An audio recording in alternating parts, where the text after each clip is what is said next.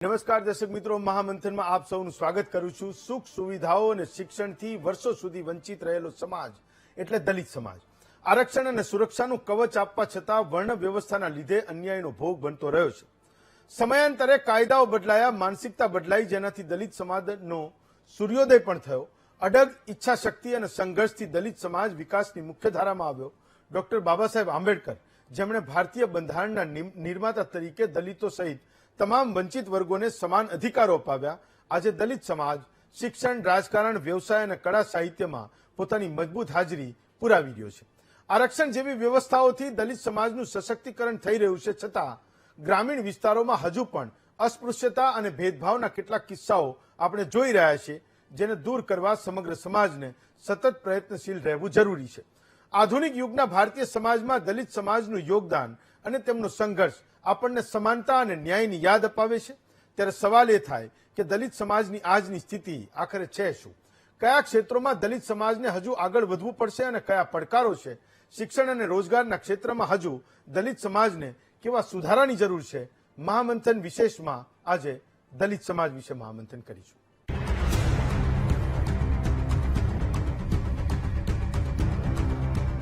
માત્ર ગુજરાતમાં જ નહીં પરંતુ આખા દેશમાં જાતિ અને વર્ણ વ્યવસ્થાનો સૌથી વધારે ભોગ એ દલિતો બન્યા છે। આધુનિક સમયમાં શિક્ષણ આવ્યું, શહેરીકરણ વધ્યું, છતાં કેટલાક ભેદભાવોને આપણે આજે પણ ભૂંસી શક્યા નથી, એ આજના સમયની વાસ્તવિકતા છે। વંચિતોના મસીહા ડોક્ટર બાબા સાહેબ આંબેડકરે 1935માં એવું કીધું હતું કે હું હિન્દુ તરીકે જન્મ્યો છું ખરો, પણ હિન્દુ તરીકે મરીશ નહીં। તો 1956માં બાબા સાહેબે બૌદ્ધ ધર્મ સ્વીકાર્યો। એ પછી દલિતોનું બૌદ્ધ અને ખ્રિસ્તીઓમાં ધર્માંતરણ વારે તહેવારે ચર્ચાનો વિષય બનતો રહે છે। ગુજરાતમાં પણ એવું વારે તહેવારે થતું રહે છે। દલિતોમાં સંગઠન અને એકતા એ મોટો વિષય છે। અંદરો અંદર ઊંચ નીચની વ્યવસ્થાઓ પણ હંમેશા ચર્ચાતો વિષય છે। દલિતોનું સામાજિક નેતૃત્વ અન્ય સમાજો જેવું મજબૂત બન્યું નથી, એ સ્વીકારવું એ આજના સમયની સાચી વાત હશે।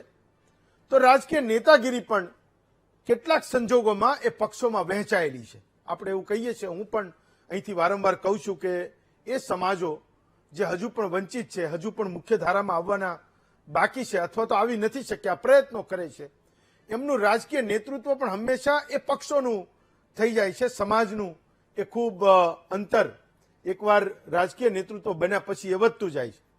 તો દરેક રાજ્યોમાં વસ્તી પ્રમાણે વિધાનસભા અને લોકસભામાં અનામત પ્રમાણે પ્રતિનિધિત્વ પણ મળે છે। ભણતર અને નોકરીઓમાં પણ રાજ્યોની વસ્તી પ્રમાણે અનામત છે। જેમ કે ગુજરાતમાં અનુસૂચિત જાતિ માટે 7% અનામત છે। આ અનામતનો વિષય પણ કાયમ એ ચર્ચાતો રહે છે। હજુ પણ ગામડાઓમાં જ્યારે પણ અન્યાયની સામે દલિતો લડવા તૈયાર થાય ત્યારે મોટા સંઘર્ષો થાય છે। આજનું મહામંથન એ દલિત સમાજ માટે ચર્ચાતા જેટલા પણ પ્રશ્નો છે એની ખુલીને ચર્ચા કરવા માટેનું છે। તો આજનો આપણો વિષય છે દલિત સમાજ વિશેષ। આપણી સાથે 7 વક્તાઓ છે। રાજુભાઈ સોલંકી છે, કર્મશીલ છે। મધુબેન કોરડિયા છે, સામાજિક કાર્યકર છે।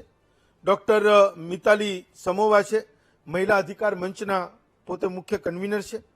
સુનિલભાઈ વાઘેલા છે, વાલ્મીકી એકતા મંચના કન્વીનર છે। ડોક્ટર સુનિલ જાદવ છે, પ્રોફેસર છે।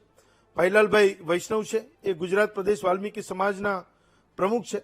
અને ઠાકોરભાઈ સોલંકી છે, એ સામાજિક અગ્રણી છે, આપણી સાથે વડોદરાથી જોડાયા છે। સૌથી પહેલા રાજુભાઈ તમને સવાલ કરું છું કે મેં કીધું એમ કે દલિતોમાં પણ તમે ખૂબ બધા વાડાઓ એ અત્યાર સુધી કરી રાખ્યા છે। તમારા સમાજમાં પણ ખૂબ એવો મોટો વર્ગ છે કે જેને દલિત સમાજના ઉચ્ચ વર્ગો જેને આપણે કહીએ છીએ એ એને સમાન ગણતો નથી।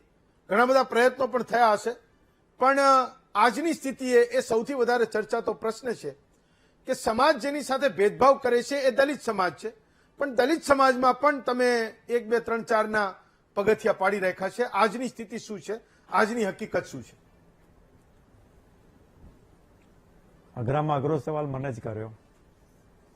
સૌ પહેલા તો આજની આ ડિબેટ બદલ બીટીવીને અને આપને ખૂબ ખૂબ અભિનંદન। થેન્ક યુ સર, ધન્યવાદ। જોકે આ સવાલોની ચર્ચા મોકળા મને થાય એ આજની તાતી જરૂરિયાત છે। અને તમે તો મને જ અઘરો સવાલ પૂછી નાખ્યો જી કે જે ભેદભાવો સમગ્ર સમાજમાં છે અને એક સદીઓ જૂની એક પરંપરા છે, એ પરંપરાને કારણે ઊંચ નીચના જે ભેદ છે, જીવનલાલ જયરામદાસ એક વખતે હરિજન સેવક સંઘના પ્રમુખ હતા, એમણે બહુ સરસ વાત કરેલી જી કે આ દેશમાં બધી જાતિ એનાથી નીચી જાતિને શોધી રહી છે. એક વાલ્મીકી એક એવી જાતિ છે જેને કોઈ નીચી જાતિ મળતી નથી. જી એટલે જે ઉપરથી થોપાયેલી લદાયેલી વણ વ્યવસ્થા છે, એ વણ વ્યવસ્થાની મિરર ઇમેજ હા. દલિતોમાં, અનુસૂચિત જાતિમાં છે અને એ જ ભેદભાવોનું અહીંયા પુનરાવર્તન થાય છે. પણ હું એક સ્પષ્ટતા કરીશ, જી ચોખવટ કરીશ જી કે જેટલા ભેદભાવ, જે ઇન્ટેન્સિટી અપર કાસ્ટની દલિતો સાથે છે, સવર્ણ સમાજની દલિતો સાથે છે, એટલી ઇન્ટેન્સિટી, એટલો ભેદભાવ દલિતોની અંદર એમની આંતરિક જાતિઓમાં નથી. એ હું સ્પષ્ટ કહેવા માંગુ છું. પણ જોડે જોડે એ પણ હું બહુ જ નિખાલસતાપૂર્વક આપણા મંચ ઉપરથી સમગ્ર દલિત સમાજને જ નહીં, સમગ્ર હિન્દુ સમાજને, સમગ્ર ભારતીય સમાજને હું કહીશ કે એક વાલ્મીકી જાતિ એક એવી છે કે જે જાતિને બધાએ અન્યાય કર્યો છે અને એનું પ્રાયશ્ચિત તો હજુ આપણે દિશામાં કોઈ પગ માંડ્યા નથી. ગાંધીવાદીઓએ ભૂતકાળમાં પરીક્ષિત ભાઈ મજમુદાર કે જે ગાંધીવાદીઓ હતા એમણે થોડું ઘણું કરેલું, જી પણ હજુ પણ એ વાલ્મીકી સમાજ માટે, એના ઉત્થાન માટે માત્ર દલિતોએ નહીં પણ સમગ્ર સમાજે એકઠા થઈને ખૂબ ખૂબ પ્રયત્નો કરવાની જરૂર છે. પણ સુનિલભાઈ, તો રાજુભાઈ કહે છે કે વાલ્મીકીઓને એનથી નીચી જાતિ એ મળતી નથી. મેં નામ ન લીધું પણ એમણે એ વાતની સ્પષ્ટતા કરી દીધી કે ભાઈ કોઈક અંશે અમારે પણ કંઈક એ કરેક્શનની જરૂર છે. તો જેટલા પણ પ્રયત્નો થયા, એ ચાહે ગામ હોય, શહેરો હોય, વાલ્મીકી સમાજ એ ખૂબ સંઘર્ષરત રહ્યો છે. હજુ પણ ઘણા બધા કિસ્સાઓમાં આપણે જોઈએ છીએ કે એ કન્ફન્ટ્રેશન એમને એ થતું આવ્યું છે કે વણકર સમાજ હોય એક જ ગામમાં અલગ જગ્યાએ રહેતો હોય ને વાલ્મીકી સમાજ છે એ એક જ જગ્યાએ અલગ જગ્યાએ રહેતો હોય, તો ગેટોવાઇઝેશન હજુ ગામડાઓમાં પણ એનું સૌથી વધારે છે, બીજા બધા સમાજોનું પણ છે. પણ જેટલા પણ સમાજો વિધિન દલિત કમ્યુનિટી ઓછા કરવાના જેટલા પણ પ્રયત્નો થયા, એમાં કોઈ સફળતા મળી છે કે કેમ, અથવા તો અત્યારે એ ક્યાં પહોંચી છે વાત? હેમંતભાઈ, હું છેલ્લા ઘણા વર્ષોથી વાલ્મીકી સમાજના જે પ્રશ્નો છે, ચાહે આર્થિક પ્રશ્નો હોય, સામાજિક પ્રશ્નો હોય કે રાજકીય પ્રશ્નો હોય, જી એમાં આટલા વર્ષમાં મેં જે અનુભવ કર્યો છે, એકદમ સચોટ અનુભવ હું મારી જાતને કહી શકું.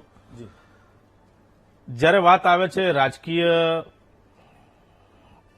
અમને લોકોને જે આપવામાં આવે ચાન્સ, એ ચાન્સમાં પણ ક્યાંય અનુસૂચિત જાતિ મોરચામાં જે લોકો બેઠેલા હોય છે, એક અમુક સમુદાય કે અમુક વાલ્મીકી એસી સમાજની જે પેટા જ્ઞાતિઓ છે, જેમ કે વણકર સમાજ છે, રોહિત સમાજ છે, એ લોકોનું પ્રભુત્વ ત્યાં વધારે છે. અને એના થકી શું થાય છે કે વાલ્મીકી સમાજને જે પ્રતિનિધિત્વ મળવું જોઈએ રાજકીય રીતે, એ મળતું નથી. બીજું, જેમ રાજુભાઈએ કીધું કે આટલા વર્ષોમાં વાલ્મીકી સમાજને બધી જ વસ્તુમાં, બધી જ બાબતોમાં પાછળ રાખવામાં આવ્યા છે, એમની વાતથી હું સંમત છું. અને એનો પ્રાયશ્ચિત કરવા માટે, એના માટે કોઈ રોકેટ સાયન્સની જરૂર નથી. ખાલી એક માનસિકતા જે છે કે ભાઈ વણકર અને રોહિતથી વાલ્મીકી સમાજ નીચા છે, કે ત્યાં રોટી બેટીનો વ્યવહાર નથી, અને જો થાય છે તો પણ એમાં પણ એકબીજાને ટોન્ટથી વાત કરવામાં આવે છે, અને એ બહુ મોટા પાયે વિરોધ હોય છે. એનીવે, એ તો છે જ. એ સિવાય હવે વાત આવે છે આર્થિક બાબતમાં, અને પછી વાત આવે છે આરક્ષણની વાતમાં. તો વાલ્મીકી સમાજમાં અત્યારે જે ભણતરનું લેવલ છે, જે શિક્ષણનું લેવલ છે, હવે ધીરે ધીરે થોડું વધ્યું છે. એના કારણે વાલ્મીકી સમાજના નવયુવાનોએ સમજી શક્યા છે કે ખરેખર આરક્ષણ એ ખાલી ફક્ત રોહિત સમાજ કે વણકર સમાજ પૂરતું નથી કે બીજી અન્ય પેટા જ્ઞાતિ પૂરતું નથી, પણ એમાં અમે પણ એટલો જ ભાગ લઈ શકીએ છીએ. પણ થાય છે શું કે ભણે તો, હા ભણે તો થાય છે શું છે કે અમારી પણ અમુક રૂઢિચુસ્તતા એવી છે કે ભાઈ સફાઈ કામદારનો છોકરો સફાઈ કામદાર બને, એને વારસદારની નોકરી મળે, એટલે એ વારસદારની નોકરી મળે એના માટે જ આ સરકાર અને જે રાજનીતિક પક્ષ છે એ લોકોને બહુ જ સિફતપૂર્વક આ સમાજને કોન્ટ્રાક્ટ જેવી પ્રથાના અંદર મૂકી દઈ એમનું આર્થિક શોષણ થઈ રહ્યું છે. અને અવારનવાર મેં આની અગાઉ પણ ડિબેટમાં આપને મેં ધ્યાન દોર્યું હતું કે અમે અવારનવાર આ કોન્ટ્રાક્ટ પ્રથા જેવી પ્રથા જે છે એના પર અમે કેટલાય સમય લડી રહ્યા છે. અને કોન્ટ્રાક્ટ ચલાવે છે કોણ? સરકાર શું કરે છે કે 10 કોન્ટ્રાક્ટ હોય તો એમાં 7 કોન્ટ્રાક્ટ સવર્ણ સમાજના મોટા મોટા કોન્ટ્રાક્ટરોને આપી દે અને 3-4 કોન્ટ્રાક્ટ અમારા વાલ્મીકી સમાજને આપી દે, જેથી કરી વાલ્મીકી સમાજનો વિરોધ કરવા જાય તો વાલ્મીકી સમાજના જે કોન્ટ્રાક્ટ આપ્યા હોય એવા નેતાઓને આગળ કરી અને સમાજના જે પ્રશ્નો છે એના પર દબાવવામાં આવે છે. ફાઇન. ભાઈલાલભાઈ, એક વાત સુનિલભાઈએ કરી કે સફાઈ કામદારનો દીકરો કે દીકરી એ સફાઈ કામદારનું કામ જ કરશે. મેં એ પણ જોયું છે, ઘણી બધી વાર હું એ વાતને અનુભવું છું કે તમને એવું લાગે કે આટલી નાની ઉંમરે આને આ કામ કરવા તમે લગાડી દીધા. આજના સમયમાં જ્યારે બાબા સાહેબ આંબેડકરે તમને બંધારણ આપ્યું છે, આ દેશમાં લોકશાહી છે, દરેકને સમાન તક અને સમાન અધિકારની વાત છે, તો પહેલી વાત તો એના ઘરેથી એ શિક્ષણની આવે છે કે 100 રૂપિયા 200 રૂપિયાની એ મજૂરી નહીં કરે. અને એવું નથી કે બધાય પરિવારો સુખી જ હોય છે, કેટલાકની સ્થિતિ પણ હશે, પણ એ વાત તમે સમાજોમાં હજુ સમજાવી નથી શક્યા, એ પરિવારમાં સમજાવી નથી શક્યા. વાલ્મીકી સમાજના નાના માણસને હજુ પણ આપણે સમજાવી નથી શક્યા કે ભણતરનું આખરે મહત્વ છે શું. તો સ્થિતિ જે હું 100 વર્ષ પહેલાની વાત કરતો હતો 100 વર્ષ પછી પણ એની એ જ રહેવાની. ભાઈલાલભાઈ, એકચ્યુઅલી એવું છે કે વાલ્મીકી સમાજની સ્થિતિ જી શરૂઆતથી જ નબળી છે. જી આ નબળી સ્થિતિના કારણે વાલ્મીકી સમાજના બાળકો જોઈએ એટલો અભ્યાસ કરી શકતા નથી. જી અત્યારે શિક્ષણ ખૂબ મોંઘું થઈ ગયું છે. પ્રાઇવેટ સ્કૂલોમાં એડમિશન મળતા નથી અને મળે ત્યારે ફીનું ધોરણ બહુ ખૂબ ઊંચું હોય છે. અને આ જે વાલ્મીકી સમાજના બાળકો અને એમના માતા પિતા એ એફોર્ડ કરી શકતા નથી. પરિણામે એવા આવે કે વાલ્મીકી સમાજના બાળકો તમે 1 થી 10, 11 કે 12 સુધી તો પહોંચી જ જાય છે અને સારા એવા માર્ક્સે પહોંચી ગયા હોય છે. પરંતુ પછી તેઓને એન્જિનિયરિંગમાં જવા માટે કે મેડિકલમાં જવા માટે જે લાભ અને જે તક મળવી જોઈએ એ તક મળતી નથી. અને તેના કારણે આ બાળકોને મેડિકલમાં કે એન્જિનિયરિંગમાં એડમિશન મળતા નથી. કેટલાક વિદ્યાર્થીઓને મેડિકલમાં એડમિશન મળતા હોય છે, પરંતુ પૈસાના કારણે તેઓએ અભ્યાસ અડધે વચ્ચે અભ્યાસ છોડી દેવો પડે છે. મેં ઘણા અમારા સુરતની અંદર 2-4 છોકરાઓ છોકરીઓ જે મેડિકલ અભ્યાસ કરતા MBBS અભ્યાસ કરતા હતા એ લોકોએ અભ્યાસ છોડી અને પછી પાછા એમને સામાન્ય નોકરીમાં તેમાં લાગી જવું પડ્યું છે. એ અમારી કમનસીબી છે. અને આ સ્થિતિ જે સુધારવા માટે અમે સમાજમાં પ્રયત્નો કરીએ છીએ, નથી કરતા એમ પણ નહીં. અમે સમાજમાંથી કુરિવાજો નાબૂદ થાય, ખોટા ખર્ચા બંધ થાય અને બાળકોના અભ્યાસ પ્રત્યે જ ધ્યાન આપવામાં આવે. જે પોતાની આવક હોય એ આવકનો મોટો હિસ્સો બાળકોના અભ્યાસ પાછળ ખર્ચવામાં આવે એવા પ્રયાસો અમે કરી રહ્યા છે. અને જો એમાં સફળ થઈશું તો અમારા બાળકોને અભ્યાસનો કે એને કોઈ પ્રશ્ન રહે. ડોક્ટર જાદવ, એ એક સવાલ સુનિલભાઈએ કર્યો અનામતનો. તો આજના સોશિયલ મીડિયાના યુગમાં અનામત એ ખૂબ ચર્ચાતો વિષય છે. કોઈ પણ રાજકીય પક્ષોની એટલી હિંમત ચાલતી નથી કે એના વિશે કંઈ બોલી શકે. ક્યારેક એમને બોલવું પડે તો તરફેણમાં બોલશે, પણ કોઈનો મત છે એ અંદરથી ગમે તે માને છે તો પણ એ જાહેરમાં નથી બોલી શકતા. સોશિયલ મીડિયાનો એક ખૂબ મોટો વર્ગ, આજના યંગસ્ટર્સનો વર્ગ, એ અનામતના કારણે પણ દલિતો અને સવર્ણ સમાજ વચ્ચેની ખાઈ એ વધી રહી છે. તો જે લોકો ભણે ગણે છે એને હંમેશા એવું લાગે છે કે ભાઈ અનામતના કારણે હું મારો ચાન્સ એ ખોઈ રહ્યો છું. તો હું એ જાણવા માંગુ છું કે શું ખરેખર એ ચર્ચા જે ચાલે છે કે દલિતોમાં જેને મળી અનામત મળી અને એમણે સારું શિક્ષણ લીધું કે કોઈ સારી નોકરી કે કોઈ સારા પદ પર પહોંચ્યા, તો એના બીજા બાંધવો એટલે દલિતોમાં જે ગરીબ લોકો છે એના માટે એને છોડી દેવી જોઈએ. આ ચર્ચા પણ ખૂબ જૂની છે. હું આજે એની ખુલીને ચર્ચા કરવા માંગુ છું. હું તમારો મત એના વિશે જાણવા માંગુ છું. હેમંતભાઈ, સૌથી પહેલી વાત એ આપણે જાણવી જોઈએ કે અનામત આવી કેમ. 5000 વર્ષનું શોષણ જે વર્ગનું થયું ધાર્મિક અને જે વર્ણ વ્યવસ્થાના લીધે, જેને પશુવત જીવન જીવવા માટે આપણે મજબૂર કર્યો હતો, હા, એ વર્ગને આપણે છેલ્લા 75 વર્ષથી એમના હક અને અધિકારો આપી રહ્યા છીએ. હવે જે સમાજનું 5000 વર્ષથી આપણે શોષણ કર્યું હોય, એ શારીરિક અને માનસિક રીતે એટલો માયકાંગલો કે વિકલાંગ થઈ ગયો હોય કે એને તમારે ઉભો કરવો હોય તો ઘણો બધી મોટી સવલતો આપવી પડે, એને ઘણી બધી તમારે એ પ્રકારની વ્યવસ્થાઓ ઉભી કરવી પડે કે એને એ માનસિક રીતે પણ ઘણી બધી વાર આપણને પછાત લાગે આ આખો વર્ગ. તો એને સુધારવો હોય અથવા તો એને સમાજના મૂળ પ્રવાહમાં લઈ જવો હોય તો તમારે અનામત જેવી અનેક વ્યવસ્થાઓ ઉભી કરવી પડે. અનામત શા માટે આવી હતી હેમંતભાઈ? તો આપણને બધાને ખબર છે કે બાબા સાહેબ આંબેડકર છે એ જયારે ગોળભેજી પરિષદમાં ગયા અને ત્યાંથી એ ડબલ મતાધિકાર જે દલિત સમાજ માટે લઈ આવ્યા હતા, એની સામે જે ગાંધીજીએ પૂનામાં જે ઉપવાસ ઉપર ઉતર્યા અને પછી જે પૂના કરાર થયો, એ પૂના કરારના સમાધાન સ્વરૂપે ગાંધીજીએ અને કોંગ્રેસના આગેવાનોએ બાબા સાહેબ આંબેડકરે જે મૂકેલી વાત હતી એ વાત સ્વીકારી અને ત્યાંથી અનામતની શરૂઆત થઈ છે. બાબા સાહેબ આંબેડકર તો એવું ઈચ્છતા હતા કે ડબલ મતાધિકાર મળે, કોમ્યુનલ એવોર્ડ મળે, કે જેથી આ સમાજ છે એમાંથી જ એના પ્રતિનિધિઓ ચૂંટાય અને એ સમાજની સુધારણા માટે કામ કરે. પણ એવું ન થઈ શક્યું, દુઃખ સાથે કહેવું પડે છે. એટલે પછી આ આખી અનામત વ્યવસ્થા આવી અને આઝાદી પછી બંધારણમાં પણ એ બધી વ્યવસ્થાઓ આપણે જોઈ છે. જ્યાં સુધી સવર્ણ સમાજના લોકોને ખબર નહીં પડે કે ભાઈ આ અનામત વ્યવસ્થા આવી છે કેવી રીતે, ત્યાં સુધી સવર્ણ સમાજના લોકો છે એ ગુમરાહ રહેવાના છે. પહેલી વાત એ છે કે સામાજિક ભેદભાવોને લીધે અનામત આવી છે, એ વાત સવર્ણ સમાજે સ્વીકારી લેવી જોઈએ. નવી પેઢીને, યુવાનોને આપણે એ લોકોને અવગત કરવા પડે કે આ અનામત આવી છે કેવી રીતે. કારણ કે નવી પેઢી છે એ અત્યારે એમ માને છે કે અમે કઈ ભેદભાવો નથી કરતા, પણ ગામડાઓમાં આજની તારીખે પણ ભેદભાવો ભયંકર છે જ. ઘણી બધી પ્રકારની, તમે માર્ટિન મેકવાન જે છે એ નવસર્જનના માધ્યમથી 92 પ્રકારની અસ્પૃશ્યતા ગામડાઓમાં પાડવામાં આવે છે, એવા બધા રિસર્ચ કરીને બેઠા છે. એની ચર્ચા મારે કરવી નથી. પણ સવર્ણ સમાજના લોકો છે એ જે અનામતથી ભડકે છે અથવા તો એને અનામત સંદર્ભમાં જે પ્રશ્નો થઈ રહ્યા છે એ પ્રશ્નો રાજકીય રીતે અથવા તો રાજકીય પક્ષોએ અને સામાજિક સંગઠનોએ એ પ્રશ્નોના જવાબ આપવા જોઈએ કે અનામત આવી છે કેવી રીતે.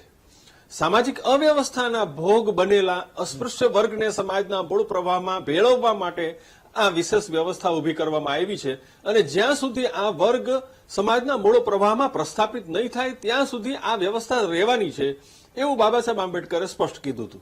ડોક્ટર જાદવ, બંધારણમાં પણ એ પ્રકારની જ આખી જોગવાઈ છે કે તમારી વાત જ્યાં સુધી આ સામાજિક ભેદભાવો છે ત્યાં સુધી અનામત રહેવાની છે. ડોક્ટર જાદવ, તમે ભેદભાવો દૂર થાય એના માટે.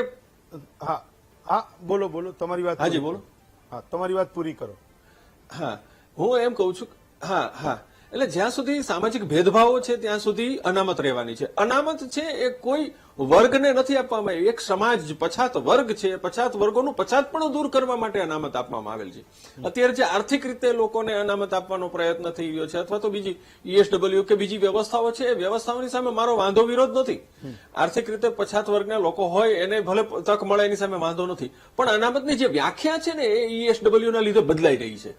હવે ESW ના લીધે બ્રાહ્મણ વર્ગના કે બીજા કોઈ પણ વર્ગના ઉચ્ચ વર્ણના લોકોને પણ અનામત મળી રહી છે. તો અનામતની વ્યાખ્યા બદલાઈ રહી છે. અનામતની વ્યાખ્યા અથવા તો અનામતનો મૂળ ઉદ્દેશ છે એ ફક્ત ને ફક્ત સામાજિક પછાતપણું દૂર કરવા માટે અને અસ્પૃશ્યતાનો ભોગ બનેલા લોકોને સમાન તક આપવા માટે સમાજમાં અનામતની વ્યવસ્થા ઉભી થઈ છે. આ વાત પ્રસ્થાપિત કરવી પડશે, નહીતર ખોટો મેસેજ સમાજમાં જશે. એટલે સવર્ણ સમાજને આ વાત જ્યાં સુધી નહીં ઉતારીએ ત્યાં સુધી અનામતની સામે પ્રશ્નો ઉભા થવાના છે. ડોક્ટર જાદવ, તમે સામાજિક ભેદભાવની વાત કરી. હું એ સમજવા માંગુ છું કે આપણે ત્યાં ઉચ્ચ શિક્ષણ એવું કહે છે કે ત્યાં તો એ બૌદ્ધિકોનું ફિલ્ડ છે, ત્યાં હજુ પણ ભારતમાં એ રેશિયો આપણે ત્યાં સુધી લાવી નથી શકાય એવા લોકો ત્યાં સુધી પહોંચે છે. તમે ઉચ્ચ શિક્ષણમાં છો, તમે પોતે પ્રોફેસર છો, તમે એવું અનુભવો છો કે ખૂબ ભણી ગણીને કોઈ એવી જગ્યાએ પહોંચ્યા જ્યાં 10 લોકોને મોટિવેટ કરી શકે અને વાળી શકે અને ગાઈડ કરી શકે એવા લોકો પણ આ ભેદભાવનો ભોગ બને છે, અથવા તો એમાં કોઈ 2026નું વર્ષ છે ને એમાં કોઈ સુધારો છે? હું પોતે પ્રોફેસર છું, 25 પુસ્તકો પ્રકાશિત થયા છે, એસોસિએટ પ્રોફેસર છું, બરાબર છે. પણ આઝાદીથી અત્યાર સુધીમાં ગુજરાતમાં કોઈ પણ યુનિવર્સિટીમાં શેડ્યુલ કાસ્ટના અધ્યાપકને કુલપતિ બનાવવામાં નથી આવ્યો. ફરીથી રિપીટ, હેમંતભાઈ, આઝાદીથી અત્યાર સુધી 75 વર્ષનો ગાળો ચાલ્યો ગયો છે. જી. આપણે એક શેડ્યુલ કાસ્ટના પ્રોફેસરને કુલપતિ નથી બનાવી શક્યા. હવે આના ઉપરથી જ ખબર પડે છે કે ભેદભાવો ક્યાં કેવડા મોટા છે. હું પોતે રાજકોટમાં કોઈ મોટી સોસાયટીમાં મેં એક ફ્લેટ પસંદ કરેલો કે ભાઈ આ બહુ મોટો પ્રોજેક્ટ છે, અને હું ત્યાં ગયો હોશે મને એમ થયું કે હું તો લેખક છું, આવો જાહેર જીવનમાં પ્રસ્થાપિત થયેલો છું, મને કોણ ના પાડવાનું હતું. એટલે તરત જ એ લોકોએ કીધું સુનિલભાઈ એટલે કેવા, જાદવ એટલે શેમાં આવો છો. એટલે મેં એને કીધું કે હું તમને 80 લાખ રૂપિયા આપવા તૈયાર છું, તો પણ તમારે મને સુનિલભાઈ જાદવ છે એ શેમાં આવે છે એની એ વ્યાખ્યામાં મારે જવાનું છે પાછું. અને પછી ત્યાંથી હું નીકળી ગયો અને પછી મેં સોશિયલ મીડિયામાં લેખ પણ લખેલો કે ભાઈ આ વ્યવસ્થા છે એ તમે ગમે તે જગ્યાએ પહોંચી જશો તો પણ એ વ્યવસ્થા તમને નડવાની છે. એટલે આ જે ભેદભાવો છે, અસ્પૃશ્યતા છે, અથવા અને આમ હવે અનટચેબિલિટી એટલે તમે મને હેમંતભાઈ અડો અને હું અભડાઈ જાઉં, અથવા તો હું તમને અડું ને અભડાઈ જાઉં, એવી અનટચેબિલિટી નથી. પણ માનસિક અસ્પૃશ્યતા પણ શહેરોમાં અત્યારે જોવા મળે છે. એટલે સુનિલ જાદવ છે એ દલિત છે, અને જે કંઈ પણ જાહેર જીવનમાં હોય તો એની સાથે પણ કેટલાક ભેદભાવો તો હોય. સૂક્ષ્મ રીતે એને જોવાની દ્રષ્ટિ લોકોની બદલાઈ જતી હોય છે. એ ગમે એટલો વિદ્વાન હોય, ગમે એટલો અભ્યાસુ હોય, છતાં પણ જયારે તક આપવામાં આવે અથવા તો સમાન તકની વાત આવે ત્યારે સુનિલ જાદવને સમાન તક ન મળે, પેલા બીજાને તક આપવામાં આવે, પછી સુનિલ જાદવનો વારો આવે. આ બહુ કડવી વાત. એના ઉપર પણ હું આવું છું. ઠાકોરભાઈ, મારો સવાલ હતો કે દલિત સમાજોમાં જે ક્રિમી લેયરમાં આવે છે એવા લોકોએ અનામતનો લાભ એ નીચેની ગરીબ જાતિ સુધી પહોંચે, ગરીબ દલિતો સુધી પહોંચે, એના માટે શું થવું જોઈએ અથવા શું કરવું જોઈએ, તમને શું લાગે છે? આજના કાર્યક્રમને હેમંતભાઈ હું ખૂબ આપને અને વીટીવીને અભિનંદન આપું છું. Thank you sir. આપનો પ્રશ્ન ખૂબ સુંદર છે અને ખૂબ સરસ છે. આજે દેશનું બંધારણ બન્યા પછી જે અનામતની વ્યવસ્થા થઈ, સમાજને ઉપર લાવવાની જે વાત આવી, ખાસ કરીને વર્ણ વ્યવસ્થાને આધીન, કે ભાઈ વર્ણ વ્યવસ્થા જ્યાં સુધી છે ત્યાં સુધી વર્ણ વ્યવસ્થા બંધ ન થાય ત્યાં સુધી આ વ્યવસ્થા ચાલુ રહે, એવી એક બાબા સાહેબ આંબેડકરની પણ વેદના હતી, રહી છે. પણ હું ચોક્કસ માનું છું કે આજે દેશની આઝાદીના 78 વર્ષ થયા, બંધારણને અમલમાં મૂક્યા 75 વર્ષ થયા, હજી સુધી આજે પણ દેશની અંદર એ વ્યવસ્થા અકબંધ છે.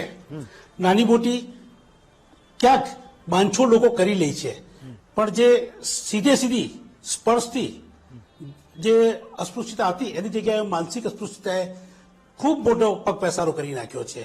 આજે અમારો વિદ્યાર્થી, અમારો કર્મચારી, જ્યારે એને પ્રમોશન આપવાની વાત આવે કે એને આગળ વર્ષમાં જવાની વાત આવે ત્યારે એને પૂછવામાં આવે છે ત્યાં આગળ, અને એને તરફ ધ્યાન આપવામાં આવે છે કે રખીને આપણો સાહેબ થઈ જશે, રખીને આપણાથી આગળ વધી જશે.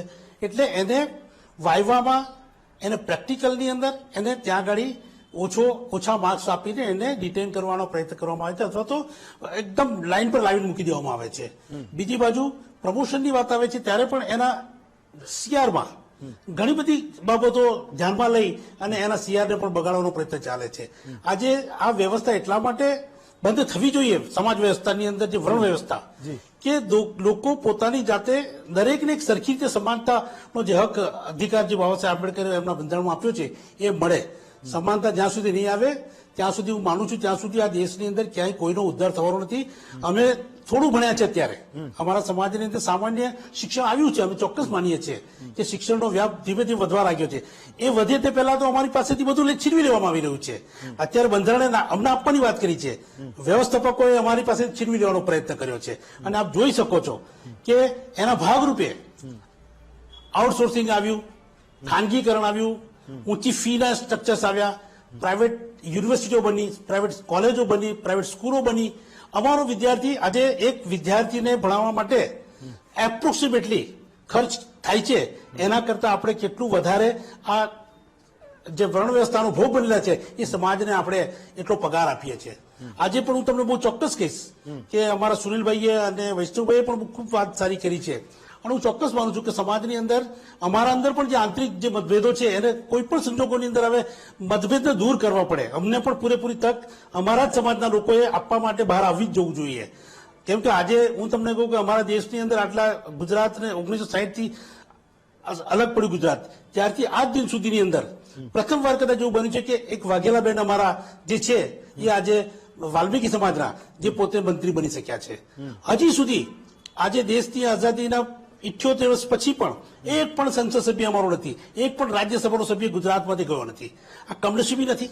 હું એવું માનું છું કે સ્વૈચ્છિક રીતે જે સમાજે આનો વધારે લાભ લેવાનો પ્રયત્ન કર્યો છે અથવા તો લાભાન્વિત થયા છે એ લોકોએ સ્વેચ્છાએ મોકળામણથી, મને રાજુભાઈની બહુ જ સુંદર વાત લાગી કે મોકળામણથી આપણે સ્વીકારવું જ પડશે કે અમારે હવે એવા સમાજને પણ અમારે આગળ લાવવાનો પ્રયત્ન કરશે જે અમારા બંધુઓ છે.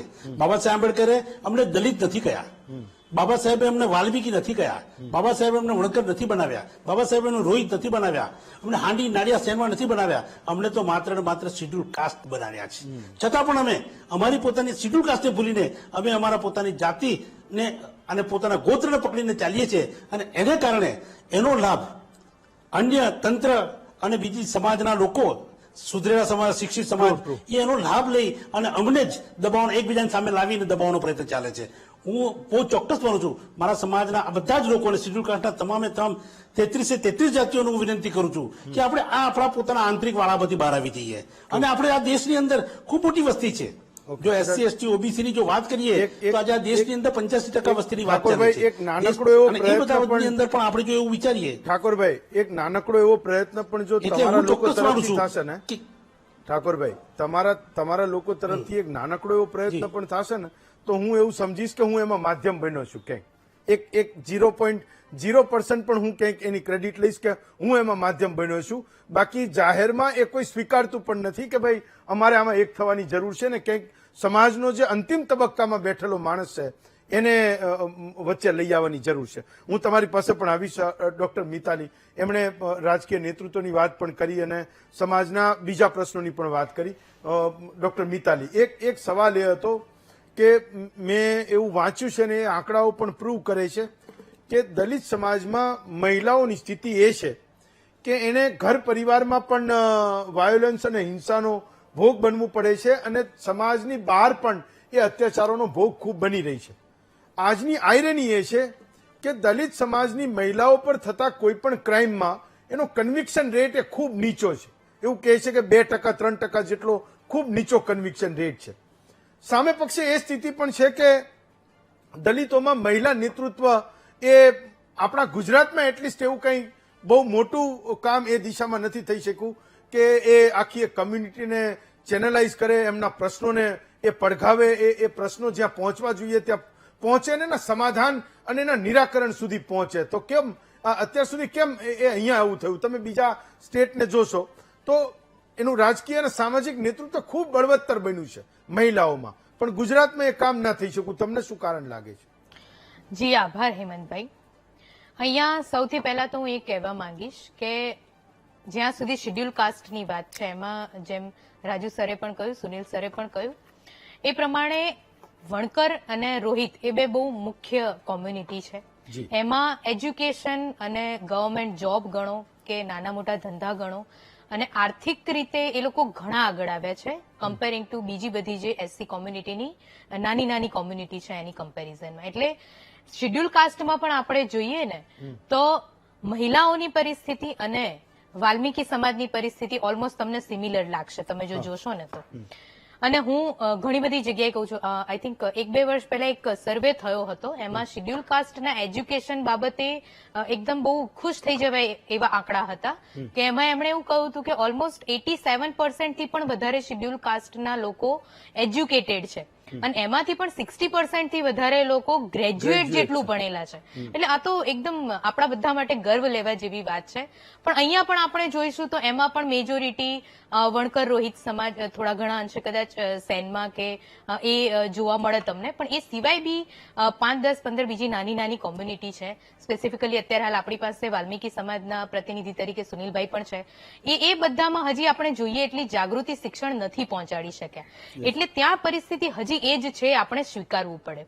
પણ અહીંયા આપણે જયારે વાત કરીએ, હું ઘણી જગ્યાએ એ સરખાવતી હોઉં છું કે એક સામાન્ય પુરુષ છે, જનરલ વર્ગના સવર્ણ વર્ગનો એક પુરુષ છે, એના કરતા દલિત વર્ગનો પુરુષ છે 4 ગણો વધારે પીડિત છે. ગમે એટલો પૈસાદાર હોય, ગમે એટલું ભણેલો હોય, ગમે એટલા સારા ઘરમાં રહેતો હોય, એની સામે એ સામાન્ય વર્ગના પુરુષની સામે દલિત મહિલાને તમે લો તો એ 8 ગણી વધારે એનાથી પીડિત છે. અને સામાન્ય સ્ત્રી કરતા દલિત મહિલા જે છે એ 4 ગણી વધારે પીડિત છે. અને ખુદ દલિત પુરુષો જે છે એના કરતા પણ દલિત મહિલાઓ છે એ 4 ગણી વધારે પીડિત છે. એટલે દલિત મહિલાની જયારે આપણે વાત કરતા હોઈએ છીએ ત્યારે એની આ આટલી દુઃખદ પરિસ્થિતિ અત્યારે હાલ પણ સમાજમાં જોવા મળે છે. અને આ બહુ દુઃખની વાત છે. એટલે જ્યાં પણ આપણે પ્રતિનિધિત્વની વાત કરતા હોઈએ આંતરિક રીતે શિડ્યુલ કાસ્ટમાં પણ અને શિડ્યુલ કાસ્ટમાં પણ હમણાં આંતરિક શું કહેવાય છે ને રિઝર્વેશનમાં જે ભાગ પાડવાની વાત હતી એમાં અનામતમાં વર્ગીકરણની જે વાત હતી એમાં હું એક મુદ્દો આજે તમારા પ્લેટફોર્મ દ્વારા હું રજૂ કરવા માંગીશ કે અમને કશો વાંધો નથી એનાથી, પણ એની શરત અમારી હશે. અને એ એક શરત હું આજે રજૂ કરવા માંગીશ કે વર્ગીકરણ કરવું હોય ને તમારે શિડ્યુલ કાસ્ટમાં જો ક્રિમી લેયર નાખવું જ હોય તો આજે ગુજરાતમાં ઓબીસી અને જનરલ માટે ક્રિમી લેયર સર્ટિફિકેટની લિમિટ 8 લાખની છે. તમારે જો એસસી કોમ્યુનિટીમાં એ નાખવું હોય તો પુરુષો માટે તમારે 80 લાખની વાર્ષિક આવક રાખવી પડે. કેટલી? કેમ કે શિડ્યુલ કાસ્ટનો પુરુષ 10 ગણો વધારે તકલીફમાં છે સામાન્ય કરતા. અને એમાંય જો તમારે સ્ત્રીઓને ગણવી હોય તો 1,60,60,00,000 લાખની તમારે લિમિટ રાખવી પડે. એ પરિસ્થિતિ આજે પણ છે. અને તો કદાચ તમે ઇક્વાલિટીની અને આંતરિક વર્ગીકરણની વાત કરી શકો. બીજી વાત તમે જે કરી કે રાજનીતિમાં કે બીજા કશામાં પ્રતિનિધિત્વ કેમ નથી, તો એનો જવાબ હું રિપીટેડલી દરેક જગ્યાએ આપતી હોઉં છું. ને એનો બહુ મુખ્ય જવાબ એ છે કે જે રીતે રાજુ સરે કહ્યું કે ભાઈ આખા સમાજમાં જ વર્ણ વ્યવસ્થા છે તો એમાંથી દલિતો કે શિડ્યુલ કાસ્ટ કેવી રીતે બચી શકવાનું છે. સેમ એવી જ રીતે હવે જયારે આપણો આખો દેશ જ અને દુનિયા જ પિતૃસત્તાકવાદી છે તો દલિતોમાંથી એ પિતૃસત્તાવાદ કઈ રીતે નાબૂદ થઈ જવાનો છે? જે સમાજમાં છે એ બધું અહીંયા જ રહેવાનું જ છે. અને જે પ્રશ્નો, જે અડચણો, જે સંઘર્ષો સામાન્ય વર્ગની સ્ત્રીઓને નડે છે એના કરતા પણ 4 ગણા વધારે, જેમાં જાતિનો ભેદ આવી જાય છે અને વત્તા આર્થિક ભેદ પણ આવી જાય છે. એટલે એ તો એના કરતા પણ વધારે થાય છે. એટલે એમાં તો ઓબ્વિયસલી આપણે એવું વિચારી શકીએ, સમજી શકીએ કે ભાઈ નથી જ થવાનું. અને દલિતોમાં એવું નથી કે ફક્ત જાતિના જ લડતો છે અને એકબીજાની સાથે ચેલેન્જીસ થાય છે, એમાં લિંગ ભેદ પણ ઘણો છે. એટલે એ પણ વસ્તુ પણ આપણે સ્વીકારીને ચાલવું પડે કે આંતરિક જાતિવાદ છે તો આંતરિક લિંગભેદ પણ છે. અને એ જ વસ્તુઓ દલિત મહિલાઓને પણ આગળ વધતા રોકે છે. કેમ કે એમની માટે પણ ચેલેન્જ ત્યાં પણ ડબલ નહીં 8 ગણો થઈ જાય છે. મધુબેન, એક સવાલ તો છેવટે એ છે કે આપણે બધા એવું કહીએ છીએ કે શિક્ષણ છે ને એ ઘણી બધી સમસ્યાઓના તાળાઓ છે એ ખોલી નાખે છે, એ ચાવી છે. અને એ પરિવારોને, સમાજને, રાજ્યને, દેશને તારવાનું એક સૌથી મોટું માધ્યમ છે. તો દલિતોના એ જે ઉચ્ચ નીચને એ બધું જે છે એ અપાર્ટ છે, પણ એવી કોઈ મુવમેન્ટ ના થઈ કે દલિતોની દીકરીઓમાં શિક્ષણ જબરજસ્ત આવે. હું હજુ પણ હું કહું છું, ઘણા બધા કિસ્સાઓમાં હું જોઉં છું કે કંઈક તક છે પણ એ જશે, એ સ્કૂલે જશે, એ કોલેજે જશે, એ પોસ્ટ ગ્રેજ્યુએશન કરશે તો એ તકની વાત છે. નહીં કરે તો મેં કીધું એમ કે આ ચર્ચા એ વર્ષો સુધી ચાલતી રહેશે. કેમ એવું છે? એ ઓબ્સ્ટેકલ શું છે? આજની તારીખે શું ઓબ્સ્ટેકલ છે? સૌપ્રથમ તો વીટીવી અને હેમંતભાઈ તમને અભિનંદન. કારણ કે સાંપ્રત સમયમાં જે જાતિવાદ ચરમસીમાએ પહોંચ્યો છે, પહેલા જે હતો ને એની કરતા મને વધારે લાગે. કારણ કે રાજુ સરે કીધું અને સુનિલ સરે કીધું કે જે આભડછેટ છે ને એના પ્રકારો બદલાયા, ભેદભાવના પ્રકારો બદલાયા. અત્યારે અડવામાં આભડછેટ લાગતી નથી, પણ અત્યારે ચરમસીમાએ છે એવું હું માનું છું. હવે તમે શિક્ષણની વાત કરતા હોય અને એમાં જે દલિત સ્ત્રીઓની અથવા દલિત છોકરીઓની વાત કરતા હોય તો તમે જુઓ તો આખા દેશની અંદર, આપણા ભારત દેશમાં 2 મોટા દૂષણ છે કે એક છે જ્ઞાતિવાદ અને એક જાતિવાદ, એક લિંગભેદ અને એક જ્ઞાતિભેદ. બરાબર? તો આ જે આખી મોટા ભેદ છે અને એમાં જે દલિતોમાં પણ દલિત, એક તો એ દલિત છે, એક તો એ સ્ત્રી છે, એક તો એ દલિત છે. બરાબર? અને એમાં પાછી એક ગરીબ છે. તો એ 3 પ્રકારના એને માર સહન કરવા પડે છે. એટલે એ સૌથી વધારે એને વેઠવાનું આવે છે. બીજું તમે શિક્ષણની વાત કરતા હોય તો હું મારાથી શરૂઆત કરું ને અત્યારની ઘડી સુધી જે નો ડાઉટ કે બંધારણ આવ્યા પછી, હકના અધિકારો મળ્યા પછી આપણને શિક્ષણ મળે છે કે ભાઈ મફત ને ફરજિયાત શિક્ષણ સરકારની નીતિ એવી છે. છતાં પણ જયારે શિક્ષણ મેળવવા જાય છે ત્યારે આજે બી ગામડામાં જે દીકરીઓ સાથે આભડછેટ રાખવામાં આવે, દલિત બાળકો સાથે આભડછેટ રાખવામાં આવે છે. માની લો કે સફાઈનું કામ કરવું હોય તો એની પાસે કરાવે, મૂતળી સાફ કરાવવી હોય તો એની પાસે કરાવે. બંને જોડે બિનદલિત એટલે ગેરદલિત જે લોકો છે એ એના બાળકો અને દલિત બાળકો સાથે જ ભણતા હોય છે, સાથે રમતા હોય છે. પણ જયારે એ બહાર નીકળે છે ત્યારે એક ગામની અંદર જે ખુલ્લી ખાળ જતી હોય, એને ગટર કહેવાય, ખુલ્લી ગટર, એની અંદર એ છાંટ લઈને પછી એ જુદા પડે છે. એવું આજની તારીખમાં ઘણા ગામડામાં છે. બીજું કે તમે અત્યારે આરટીની વાત કરી તો ઘણા લોકો શહેરમાં બી એનો શું કહેવાય એનો લઈ અને ભણે છે, મિસયુઝ નથી થતો. એ બીજા લોકો આરટી નો મિસયુઝ કરે. જે દલિત બાળકો આરટી નો લાભ લઈને ભણે છે ને, તો ત્યાં આગળ પણ એને એક અલગ રીતે જોવામાં આવે છે કે આ અલગ ભેદભાવ થાય છે કે એને ભેદભાવ થાય છે. ઘણી જગ્યાએ શાળામાં એવું પૂછે સ્કોલરશીપ કોને લેવાની છે, શિક્ષક એવું કહે તો એ લોકો ઊંચી આંગળી કરે, એટલે એ ઊંચી આંગળી કરે એટલે બાકીના છોકરાઓ એની સામે જોઈને હસે છે. એટલે કહેવાનો મતલબ છે કે ભેદભાવ જે હતો અડવામાં એ નથી, પણ અલગ અલગ પ્રકારે જે દીકરીઓ સાથે ભેદભાવ રાખવામાં આવે છે. બીજી જે વાલ્મીકી સમાજની અત્યારે વાત કરી કે જે બહુ ગંદી અને અવમાનવીય જે પ્રથા છે, જે માથે મેલું ઉપાડવાની પ્રથા છે, સફાઈ કામ કરવાની પ્રથા છે, એમાંથી મોટાભાગે જે વાલ્મીકી સમાજની દીકરીઓ, કારણ કે મેં અભ્યાસ કરેલો છે 1996-97માં જે હાઈકોર્ટમાં રીટ કરી હતી, હું નવસર્જનનો ભાગ હતી, એ વખતે મેં અભ્યાસ કરેલો. તો એ વખતે એવું હતું કે ભાઈ જે નાના બાળકો છે એના માતા પિતા જયારે સફાઈ કામ કરવા જાય છે ત્યારે એમને એ કામ એમનું પૂરું થઈ શકતું નથી હોતું, એમનો હેલ્પની જરૂર હોય છે, ત્યારે એમની દીકરીઓને એ માથે મેલવું કે સફાઈ કામ કરવા માટે સાથે લઈ જવા પડતા હોય છે, બરાબર. અને પછી એવું કે એક મગજમાં એક માનસિકતા બી એવી થઈ જાય છે કે આપણને ભણીને ક્યાં નોકરી મળવાની છે, તો આપણે આ જ કરવાનું છે. અને એ સાચી વાત છે કે દલિત સમાજની અંદર જે છેક નીચેના તળિયે છે એ વાલ્મીકી સમાજ છે, અને એ ગમે તેટલું ભણી ગણી લે છે તો એ તે અમદાવાદના જે ફેક્ટરી, કારખાના, કંપનીઓ છે કે સરખેજથી માંડીને બાવળા બગોદરા સુધીની કંપનીઓ, ફેક્ટરીઓ છે, એમાં જે વાલ્મીકી સમાજના છોકરાઓ છે એ લોકો સ્વીપરનું કામ કરતા હોય છે. અને ગેરદલિત જે લોકો છે કહેવાતા ઉચ્ચ વર્ણના, એ ભલે ને 12-10 ફેલ હોય તો એ સુપરવિઝન કરતા હોય છે. એ મેં નજરે જોયેલું છે.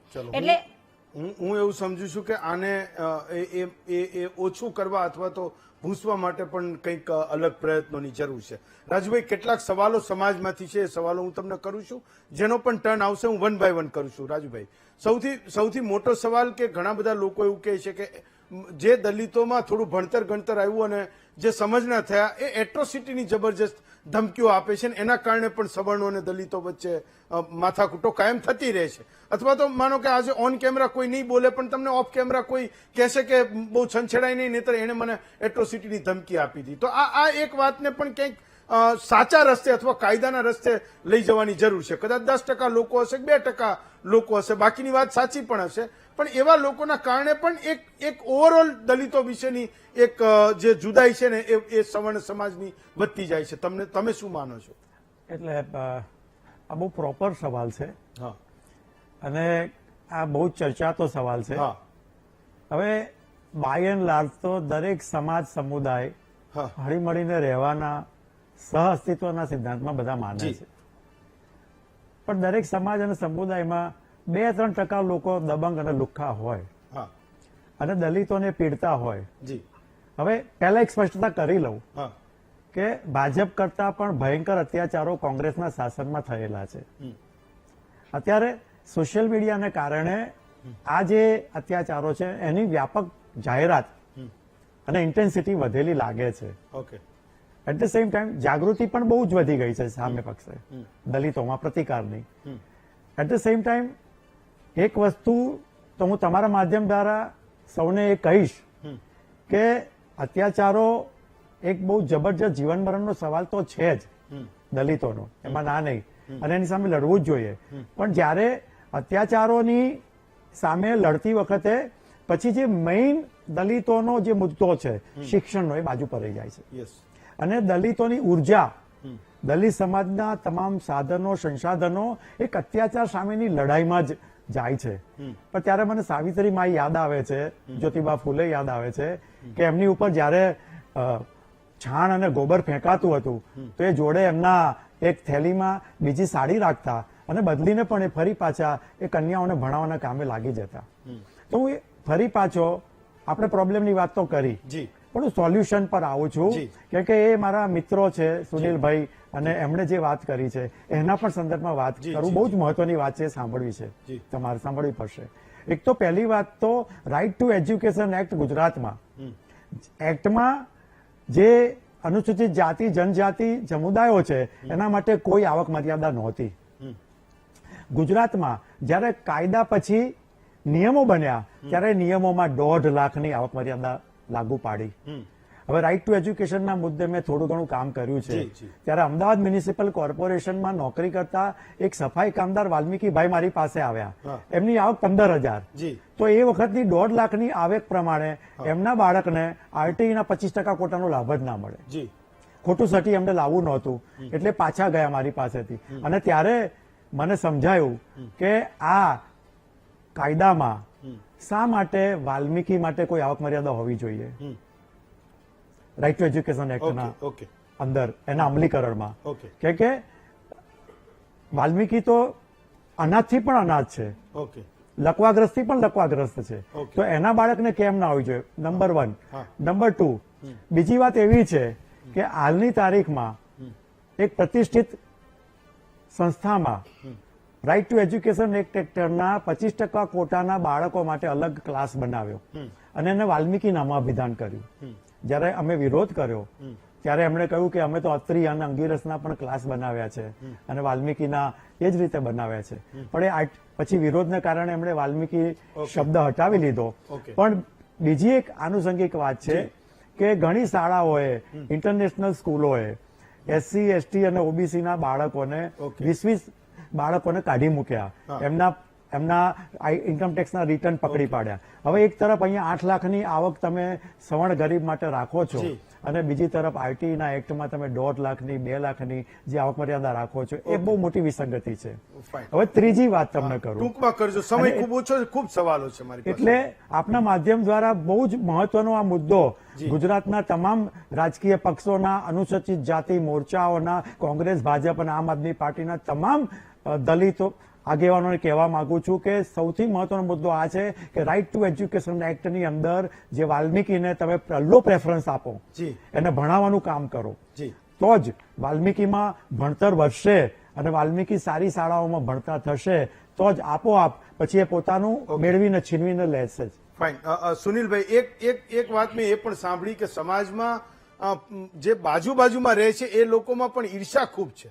એટલે દલિત સમાજમાં કોઈ ભણી ગણીને સુખી થયો હોય તો એને એ ઘેટોમાંથી જલ્દી બહાર નીકળવું છે એવું કહે છે કે સમાજના લોકોની વચ્ચે ઈર્ષા ખૂબ છે, એકબીજા ઈર્ષાનો ભોગ ખૂબ બને છે. સાચું છે કે ખોટું છે? જો આપ ફક્ત ખાલી વાલ્મીકી સમાજની, વાલ્મીકી સમાજની, હું દલિતોની વાત, હા, ઓકે, હું ઓવરઓલ વાત કરું છું. મેં જે પ્રશ્નો હતા એ ચર્ચી લીધા ઇન્ટરનલ. Okay, fine. આપની વાત સાચી છે. હા, કે એ ઈર્ષાનો જે ભાગ છે કે જે ભોગ છે બનેલા ઘણા બધા લોકો એવા છે કે વાલ્મીકી સમાજનો કોઈ એડવોકેટ બની જાય, કે એનો ડોક્ટર બની જાય, કે એન્જિનિયર બની જાય, એટલે જે દલિત સમાજની જે પેટા જ્ઞાતિઓ છે જેમાં જે લોકો વધારે પડતા એજ્યુકેશનમાં આગળ છે અને સામાજિક અને રાજકીય મોભો ધરાવે છે એવા લોકોના અંદર ઈર્ષા આવે જ છે અને એમાં સાચી છે. હું એમાં કમ્પ્લીટલી એગ્રી છું.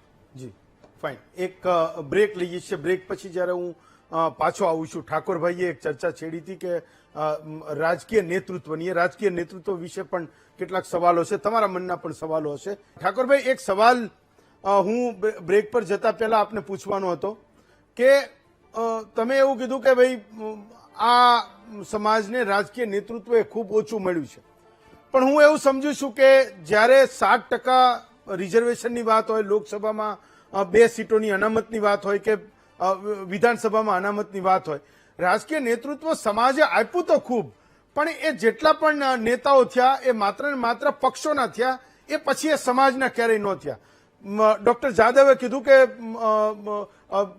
જે અમુક કમ્યુનિટી છે એમાંથી તમે કુલપતિઓ બનાવો છો પણ અમારામાંથી તમે નથી બનાવતા, એ ભેદભાવનું સૌથી મોટું કારણ છે.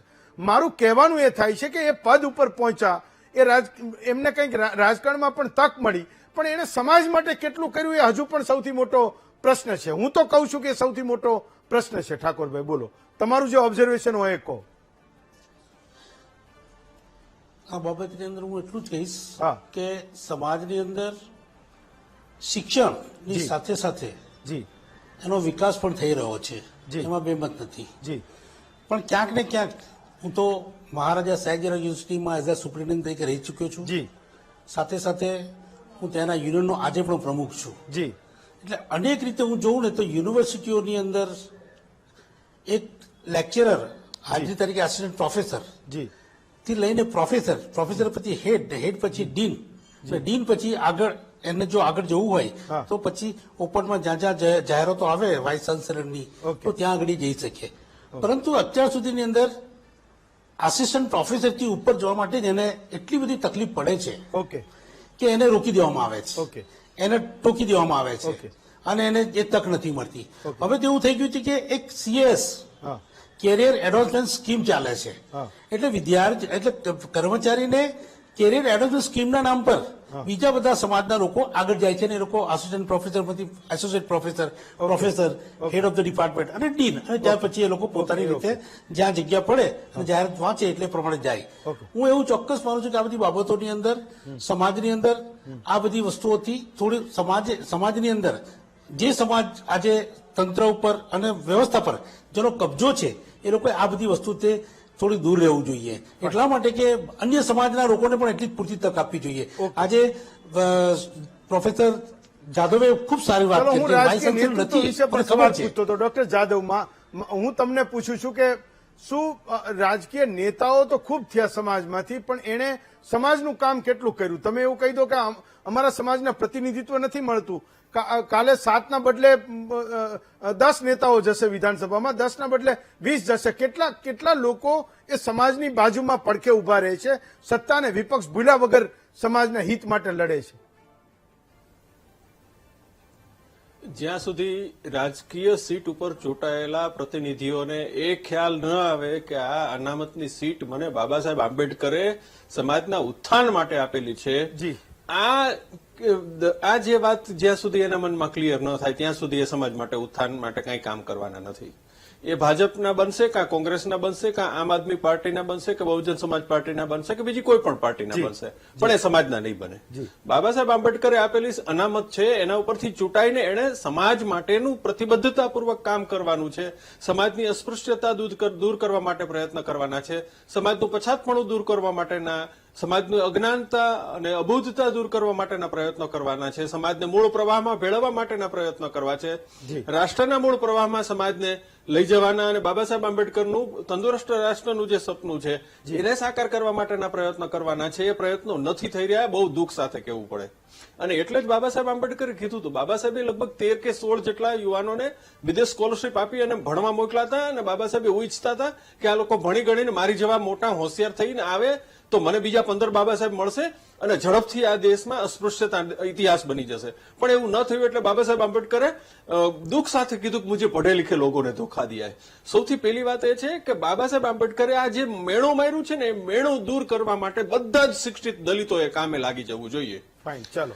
મહત્વની બાબત એ છે કે ભાઈ સવર્ણ સમાજના લોકોએ પણ માનસિકતા બદલવી પડશે. આજે દલિત સમાજનો કોઈ પણ અધિકારી ક્યાંય ભ્રષ્ટાચારમાં ફસાણો, ક્યાંય કોઈ પણ જગ્યાએ ક્યાંય પ્રોબ્લેમ થયો તો એને એટલો બધો હોબાળો મચાવવામાં આવે છે કે જાણે એની પહેલા કોઈ કઈ કામ જ નથી કર્યું, કોઈ ફોલ્ટમાં જ નથી આવ્યા. હું તમને કેટલા બધા એવા ઉદાહરણ આપી શકું છું.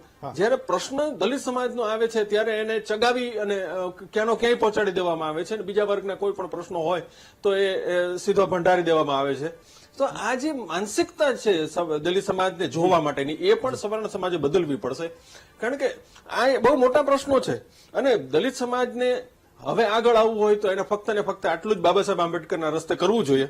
એને ગામડા છોડી દેવા જોઈએ. બાબા સાહેબે બહુ સ્પષ્ટ કીધું હતું ગામડામાં તમને સુવિધાઓ નથી મળતી, તમને અભ્યાસ માટેનું યોગ્ય શિક્ષણ મળતું નથી, તમને આરોગ્યની સુવિધા નથી મળતી, રોજગારીની મળતી નથી, તો તમારે ગામડા છોડવા પડે, તમારે વ્યસનો છોડવા પડે, તમારે કુરિવાજો છોડવા પડે, તમારે ગંદા વ્યવસાય છોડવા પડે કારણ કે એના લીધે તમારું અપમાન થઈ રહ્યું છે, તમારે ખોટા ખર્ચ એ છોડવા પડે, બરાબર, અને પેટે પાટા બાંધીને તમારા સંતાનોને ભણાવવા પડે. આ બાબા સાહેબ આંબેડકરે ચિંતેલા રસ્તે આપણે ન ચાલીએ ત્યાં સુધી સમાજનો વિકાસ. ભાઈલાલભાઈ, ડોક્ટર જાદવે કીધું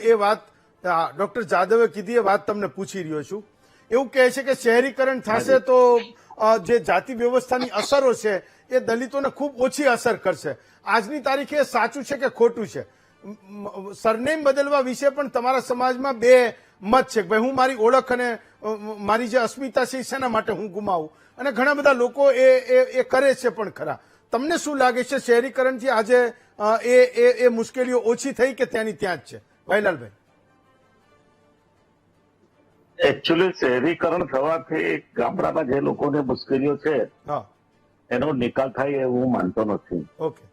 કારણ કે સમાજમાં આગળ વધવા માટે જી પોતે પણ એટલા પ્રયાસો કરવા જોઈએ. જી વાલ્મીકી સમાજની જે સ્થિતિ છે એ સ્થિતિમાં હા જે લોકોને રાજકારણમાં તક મળે છે સમાજની સેવા માટે, જી અને એ લોકો જયારે ધારાસભ્ય તરીકે કે પંચાયતના સભ્ય તરીકે જિલ્લા પંચાયતના સભ્ય તરીકે ચૂંટાય છે જી પછી આ સમાજની પાછળ એ ક્યારેય કોઈ દિવસ જોતા નથી. હા, એક્ઝેક્ટલી. અને માત્ર ને માત્ર જો સરકારની જે યોજનાઓ છે એ યોજનાનું માર્ગદર્શન પણ જો સમાજને આપે જી તો હું માનું છું તો ત્યાં સુધી સમાજના લોકોને આગળ વધવામાં સારી એવી તક તક મળશે. મળે. ફાઇન. હા, પરંતુ દુઃખ સાથે મારે કહેવું પડે છે આપણા માધ્યમથી કે અમારા સમાજમાંથી જે પણ લોકો અત્યાર સુધીમાં ધારાસભ્ય બન્યા છે કે બીજી કોઈ પોસ્ટ પર ગયા છે કે નિગમોમાં ચેરમેન બન્યા છે એ લોકોએ જે કાર્યવાહી કરવી જોઈએ તે એ કાર્યવાહી કરી શક્યા નથી અને એ સમાજને દોરવણી આપી શક્યા નથી.